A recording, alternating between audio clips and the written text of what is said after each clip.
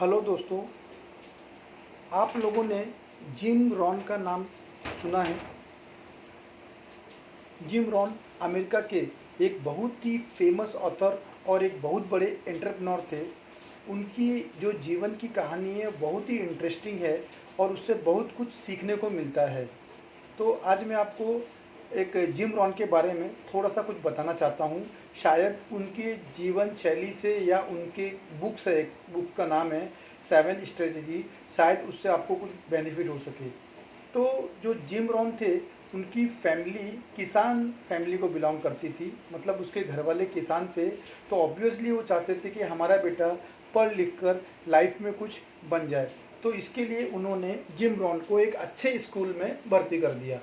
और Jim Rohn पढ़ने में वैसे स्मार्ट थे, लेकिन हाई स्कूल कंप्लीट करने के बाद उन्होंने अपनी जो स्टडी थी वो पूरी नहीं की और उसे बीच में ही छोड़ दी, जो कि हालांकि वो उनकी एक बहुत बड़ी मिस्टेक थी। लेकिन हालांकि वो स्मार्ट थे, इसलिए उन्हें तुरंत ही बिना डिग्री के एक बहुत अच्छी जगह पे अच्छी नौकरी मिल गई। और जिसके 3 साल बाद उन्होंने शादी भी कर ली। और शादी करने के बाद कुछ ही दिनों में उन्हें एक बेबी भी हो गया। अब वो एक फैमिली मैन थे। उनकी एज 25 साल की हो चुकी थी और उन्होंने रियलाइज़ किया कि 25 साल की उम्र में अभी जो $57 वीकली कमा रहे हैं, उससे वो अपने सारे सपने पूरे नहीं कर सकते हैं। और उन्होंने रियलाइज़ किया कि अभी वो जितना स्ट्रगल कर रहे हैं, उससे वो जो एक बेहतर लाइफ चाहते थे वो उन्हें मिल नहीं पा रही थी। और सच बात तो ये थे कि वो जान गए थे कि हार्ड वर्क से बात बनने वाली नहीं है। उन्हें कुछ समझ में नहीं आ रहा था, इसलिए उन्होंने डिसाइड किया कि वापस कॉलेज ज्वाइन करेंगे, क्योंकि ड्रॉप आउट होने की वजह से कई बार अच्छी अपॉर्चुनिटी से उन्हें हाथ धोना पड़ा था। लेकिन अब एक फैमिली मैन पिता बनने के बाद कॉलेज जाना उन्हें अटपटा लग रहा था। ना ही उनके पास इतने पैसे थे कि वो कॉलेज और घर दोनों को चला सकें, और ना ही अपना कोई बिजनेस स्टार्ट कर सकें। अब पैसा लाइफ में उनकी बहुत बड़ी प्रॉब्लम बन चुका था और वो पैसे को लेकर बहुत ज़्यादा परेशान रहते थे। फॉर एग्ज़ाम्पल, एक बार क्या हुआ, उनका $10 खो गया। जैसे उनका ये $10 खो गया, उन्हें इतनी परेशानी और इतना फ़िक्र में पड़ गए कि वो बीमार हो गए। उनके फ्रेंड्स और फैमिली में उन्होंने बहुत सपोर्ट किया ऐसे समय में और कहा कि अरे $10 इतना बड़ा अमाउंट नहीं है जिसके लिए तुम टेंशन ले लो और बीमार पड़ जाओ। फिर भी जिम रॉन का ये मानना था कि मैं वो इंसान नहीं हूँ जिसके $10 खो जाएं, बल्कि मुझे वो इंसान होना चाहिए था जिसे $10 मिल जाएं। और इस वजह से वो काफ़ी परेशान रहने लग गए थे और उनके समझ में नहीं आ रहा था कि वो क्या करें। उन्हें बड़ा तो बनना था, बट उनको कोई रास्ता दिखाई नहीं दे रहा था। उन्हें समझ नहीं आ रहा था कि किस डायरेक्शन में मैं आगे बढ़ूं। और मुझे ऐसा लगता है कि आप लोगों को भी लाइफ में कभी ना कभी ऐसी सिचुएशन तो आई ही होगी। खैर, तब अचानक उनकी लाइफ में एक ऐसी अपॉर्चुनिटी आई कि जिससे उनकी लाइफ बदल गई। नहीं, उनकी कोई लॉटरी नहीं लग गई थी या फिर कोई वर्ल्ड चेंजिंग बिजनेस नहीं आ गया था उनको, बल्कि उनके लाइफ में ऑथर बताते हैं कि एक बहुत ही सक्सेसफुल और यूनिक आदमी आ गया था जिसका नाम था मिस्टर अर्ल, जो कि एक बहुत ही सफल मोटिवेशनल स्पीकर और लाइफ कोच थे। तो जैसे ही ये व्यक्ति उनके जीवन में आया, उन्होंने जिम ने जिम अपने बुक में लिखते हैं कि उन्होंने अपने आप से कहा कि मुझे भी इनकी ही तरह सक्सेसफुल और अमीर बनना है। और मज़े की बात तो ये थी कि मिस्टर अल को भी जिम काफ़ी पसंद आ गए और उन्होंने जिम को अपने पास 5 साल के लिए हायर कर लिया। उसके बाद अनफॉर्चुनेटली कुछ सालों के बाद इनकी डेथ हो गई मिस्टर अल की। लेकिन जिम रॉन कहते हैं कि उन्होंने इस आदमी के साथ जो 5 साल बिताए वो उनकी ज़िंदगी के सबसे बेहतरीन पावरफुल साल थे। हालांकि ऐसा नहीं था कि उन्होंने इन 5 सालों में अपनी ज़िंदगी के सारे सपने पूरे कर लिए हो, लेकिन सबसे बेस्ट चीज़ उनके साथ ये हुई थी कि उन्होंने इन 5 सालों में ज़िंदगी को सही तरह से जीने की फ़िलोसफी सीख ली थी। और जो सक्सेसफुल जीवन जीने के फंडामेंटल थे, उन्हें अप्लाई करना उन्होंने सीख लिया था। खुश कैसे रहना है और ऐसी कई सारी इम्पोर्टेंट चीज़ें उन्होंने सीख ली थी। एट द एंड उनको भी सक्सेसफुल और सफलफुल बनने के लिए उन्होंने वो जो क्या बातें थी जो उन्होंने उनसे सीखी, उसको लेके उन्होंने ये बुक लिखी है, जिसके बारे में मैं आपसे चर्चा कर रहा हूँ। तो वो जो बुक है उसका सबसे पहला गोल्डन रूल ये है कि सराउंड विद विनर्स।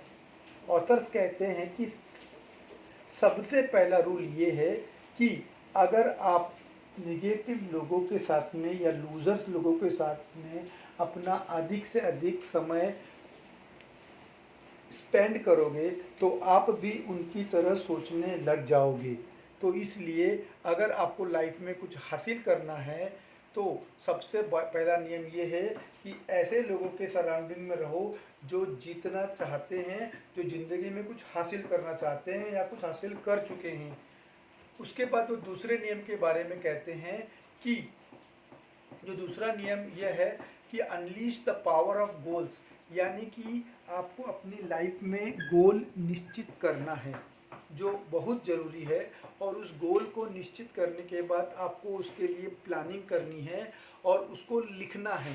अगर इतना आप करते हो तो आप 100% लाइफ में सक्सेस ज़रूर पालोगे।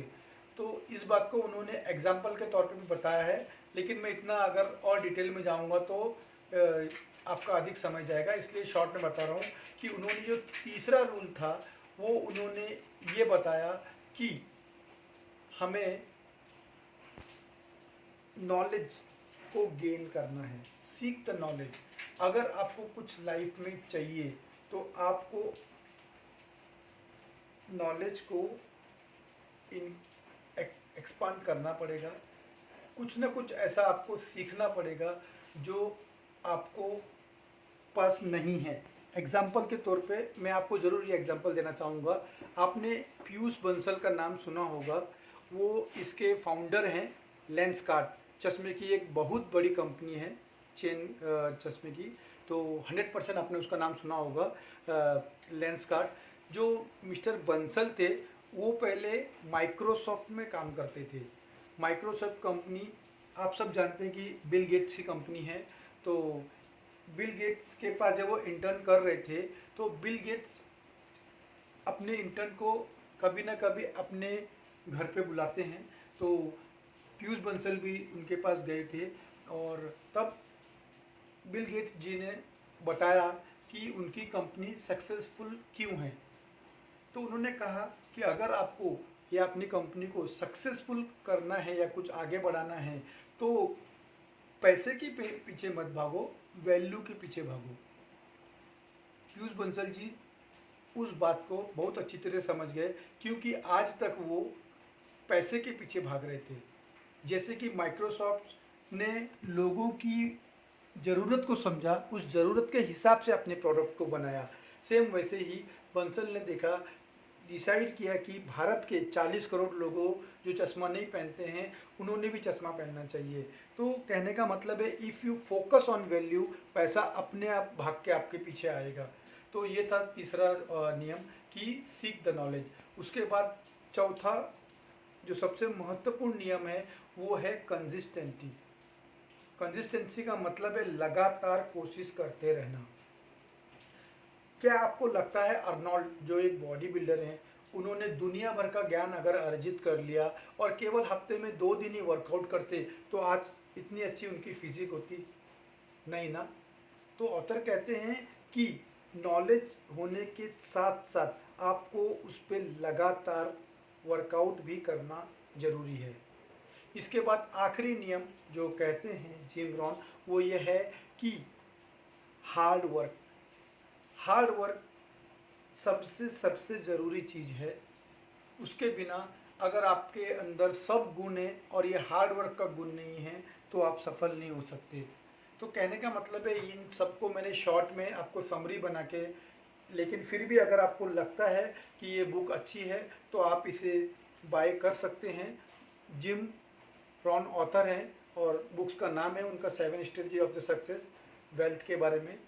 ठीक है। और बाकी जो मैंने आपको ये जो लिस्ट दिखाई है, इसमें आपको आपके नाम वगैरह दिख ही गए होंगे, कितने पैसे आपको मिल रहे हैं क्या।